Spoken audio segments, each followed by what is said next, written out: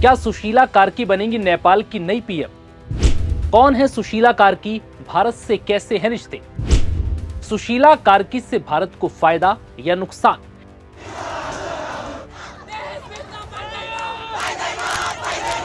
नमस्कार, मैं हूं विवेक पाल और नव भारत टाइम्स पर आपका बहुत बहुत स्वागत है।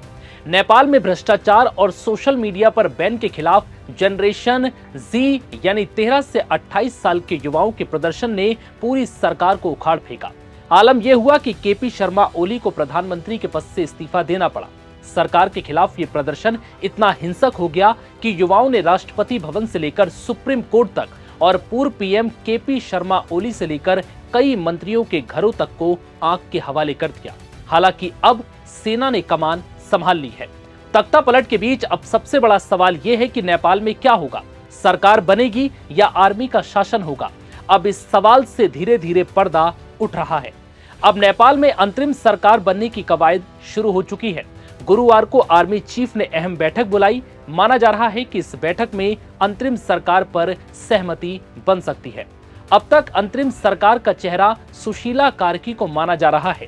सवाल यही है कि अंतरिम सरकार की मुखिया अगर सुशीला कार्की ही बनती हैं, तो फिर उनके नेतृत्व में नेपाल का भारत से संबंध कैसा रहेगा? सुशीला के पीएम बनने से भारत को फायदा होगा या फिर नुकसान? क्योंकि अब सबके मन में यही सवाल है कि नेपाल में नई सरकार का भारत संग संबंध आखिर कैसा होगा।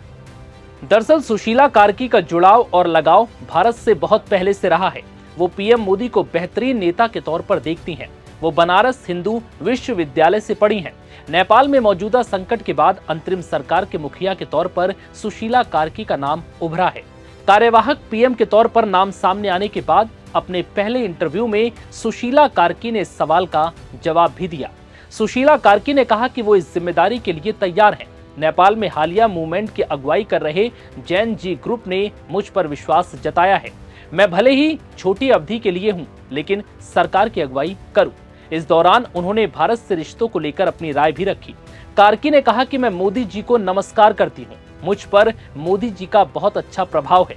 कार्की ने नेपाल का समर्थन करने को लेकर भारत की भूमिका की बात करते हुए कहा कि मैं भारत का बहुत सम्मान करती हूं और भारतीयों से प्यार भी करती हूं।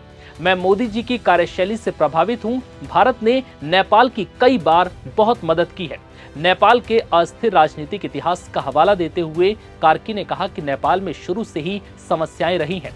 अब स्थिति मुश्किल है। हम नेपाल के विकास के लिए काम करेंगे। हम देश की नई शुरुआत करेंगे। दरअसल इस इंटरव्यू में सुशीला कार्की ने अपने भारत से लगाव को दर्शा दिया। उनकी बातों से साफ है कि भारत को लेकर उनके विचार अच्छे हैं। नेपाल में मौजूदा संकट के बाद किसी भी ऐसी सरकार का होना भारत और नेपाल दोनों के हित में है, क्योंकि सुरक्षा के दृष्टिकोण से बात करें तो फिर दोनों देशों के बीच सांस्कृतिक और जनसंपर्क के लिहाज से नेपाल भारत के लिए महत्वपूर्ण रहा है।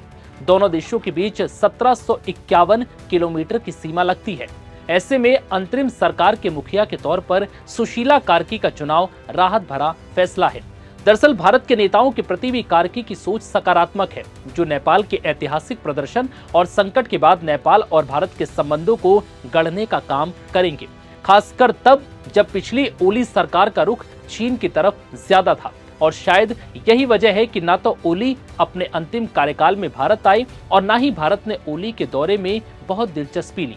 ऐसी पृष्ठभूमि और ऐतिहासिक नेपाल संकट की स्थिति में सुशीला कार्की भारत के लिए एक निश्चित उम्मीद है। बता दें कि सुशीला कार्की नेपाल की पूर्व चीफ जस्टिस रह चुकी हैं। उन्होंने बनारस हिंदू विश्वविद्यालय से राजनीतिक विज्ञान में मास्टर किया है। सुशीला कार्की की अपने पति दुर्गा प्रसाद सुवेदी से मुलाकात भी बीएचयू में पढ़ाई के दौरान हुई थी।